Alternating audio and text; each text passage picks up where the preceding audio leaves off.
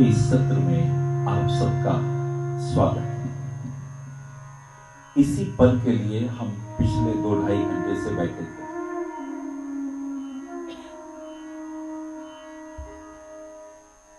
मृत्यु के देव का साक्षात्कार करना है। मृत्यु का हमें भय ना हो, कोई रोग हमें सताए नहीं। आप सभी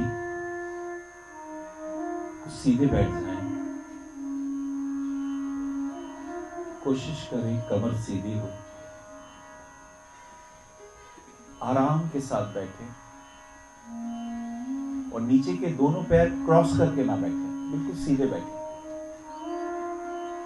बहुत अच्छा, और दोनों हाथ अपने सामने रख लें।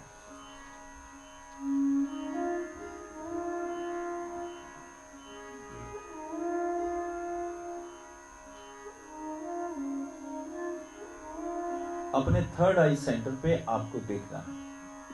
आंखें बंद और थर्ड आई सेंटर पे दोनों आंखों को थर्ड आई सेंटर पे टारगेट करना है, जैसे वहां कुछ है और आप देख रहे हैं। आपको पता नहीं वहां क्या है।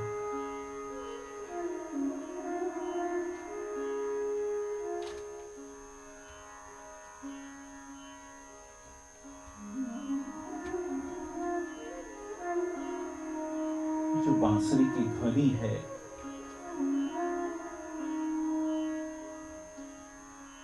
एक तारे की ध्वनि है, शांत होके सुने।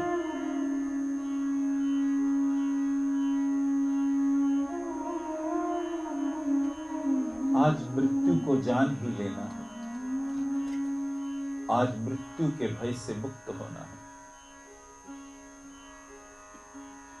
मृत्यु का अज्ञान ही मृत्यु से भय देता है।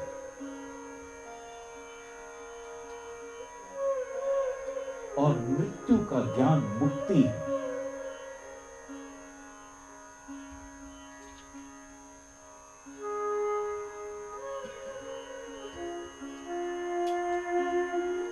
पर मृत्यु का भय पीड़ा देता है।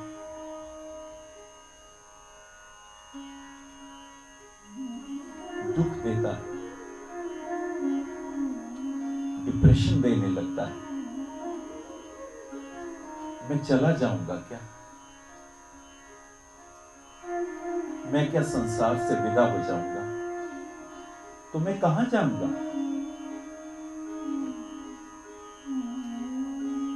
मेरे सगे संबंधी मुझसे छूट जाएंगे।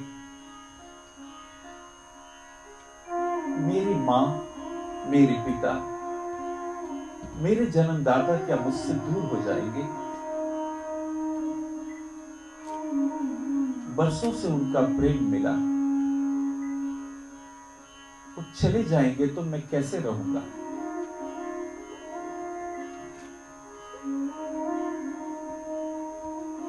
उनके जाने के बाद बहुत याद आती है उनकी।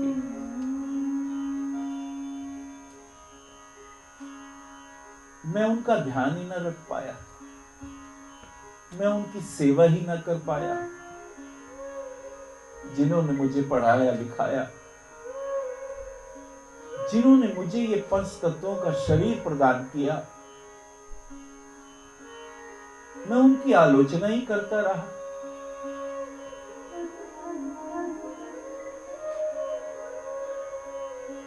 उन्होंने मुझे ये पंच तत्वों का शरीर दिया, मैं उनकी सेवा ही ना कर सका।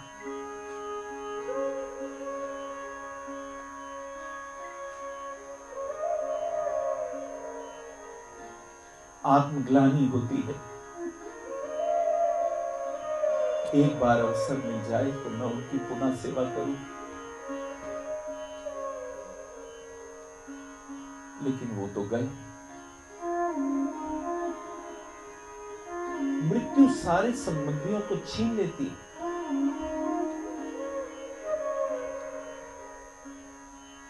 मित्र चले जाते हैं, तुम अकेले रह जाते हो।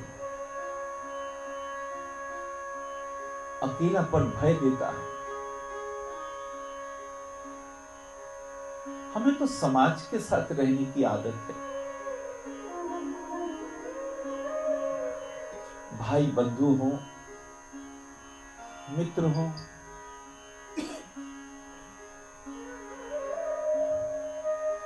पर मृत्यु तो सब कुछ छीन लेती है।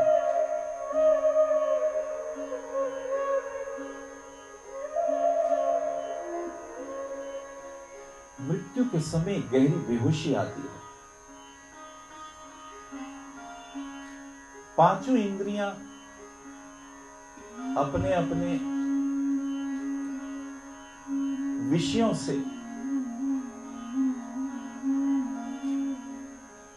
दूर हटने लग जाती है। आंखों से दिखाई नहीं देने लगता, कानों से तुम सुन नहीं पाते, मुंह से बोल नहीं पाते। एक गहन अंधेरा। प्रलय बाहर ही नहीं होती, प्रलय भीतर होती है। प्रलय का अर्थ है जिसका पहले जन्म हुआ, अब ये पुनः उसी में लीन हो रहा है।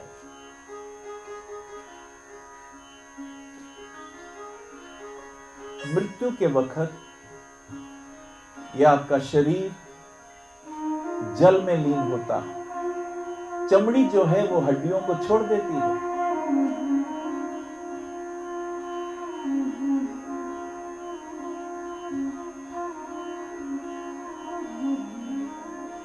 जल अग्नि में लीन हो जाता है। प्यास, खाना पीना सब छूट जाता है।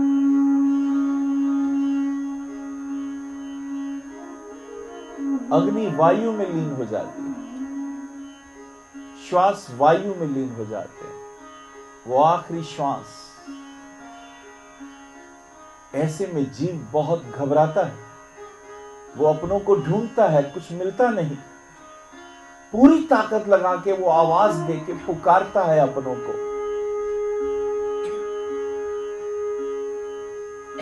संसार छूट चुका होता है। अगली यात्रा का पता नहीं होता। एक भय, एक पीड़ा, बहुत बड़ा दुख।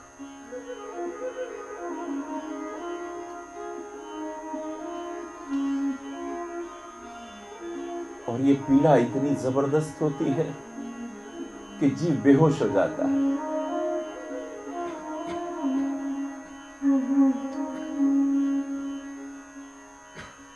प्राण अपान व्यान उदान समान नाग कूर्म कृकल देवदत्त धनंजय। अंतिम प्राण धनंजय होता है।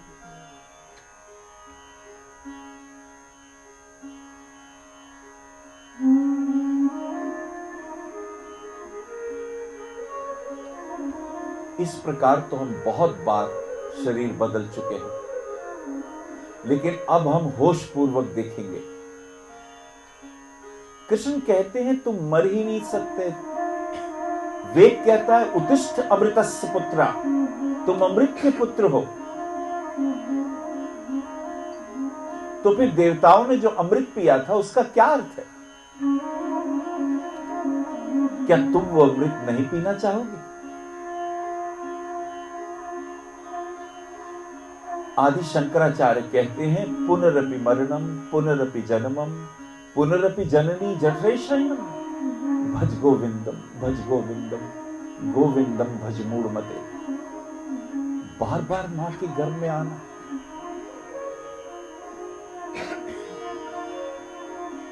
बार बार जन्म, बार बार मृत्यु,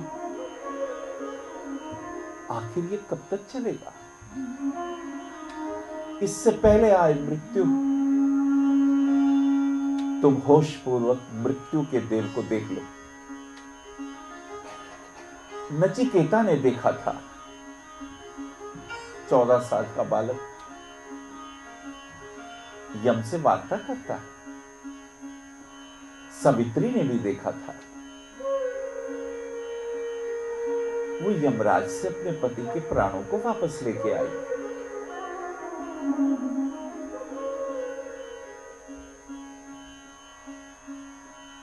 तुम नचिकेता नहीं बनना चाहोगे क्या?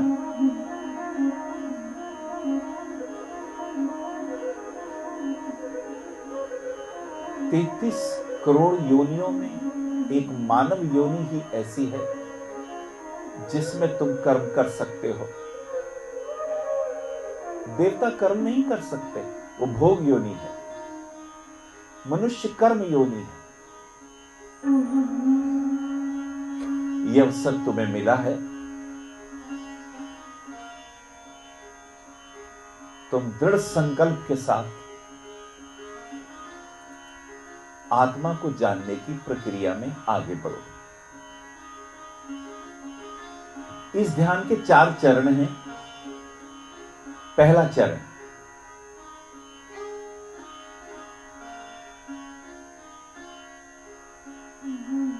कि जो भी स्वर सुनाई दे रहे हैं इनसे प्रभावित मत होना।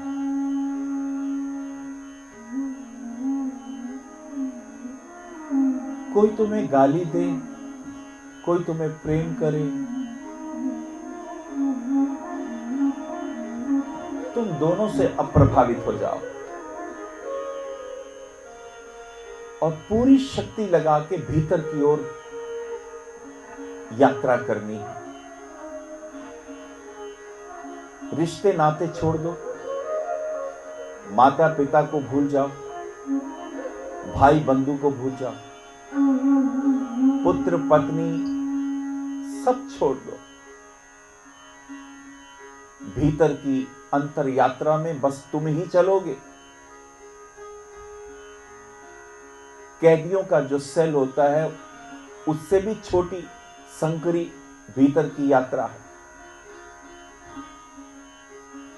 पूरी शक्ति लगाओ,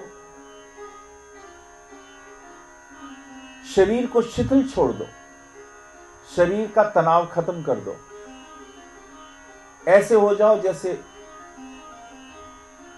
शरीर में प्राण ही नहीं है। शरीर को एकदम ढीला छोड़ दो। सबसे पहला आकर्षण शरीर ही होता है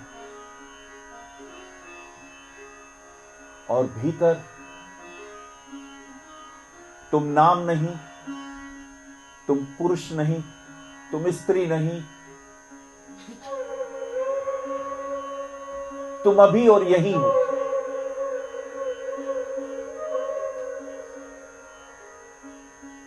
गहराई के साथ भीतर आओ। बाहर के सारे संबंधों से नाता छोड़ो। ऐसा समझो कुछ है ही नहीं बाहर। तुम्हें नहीं पता तुम कैसे हो, तुम्हारा रूप क्या है, नाम क्या है, तुम्हें कुछ नहीं मालूम।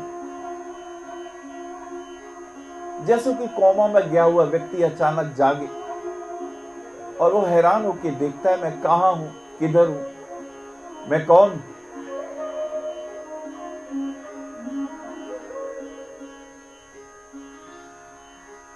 आत्मा की यात्रा करनी हो तो शरीर के तल के सभी अनुभवों से मुक्त होना होगा। शरीर तो इस संसार से मिला है, पंच तत्वों से ये देह बनी है। तुम पंच तत्वों की देह नहीं हो, तुम नाम भी नहीं हो, स्त्री पुरुष भी नहीं हो, पर भीतर कुछ तो है जो इस शरीर को जिंदा रखे हुए है। वो भीतर मैं कौन हूं? क्या मैं मन हूं? मन भी नहीं हूं। मन में तो उठते हैं विचार,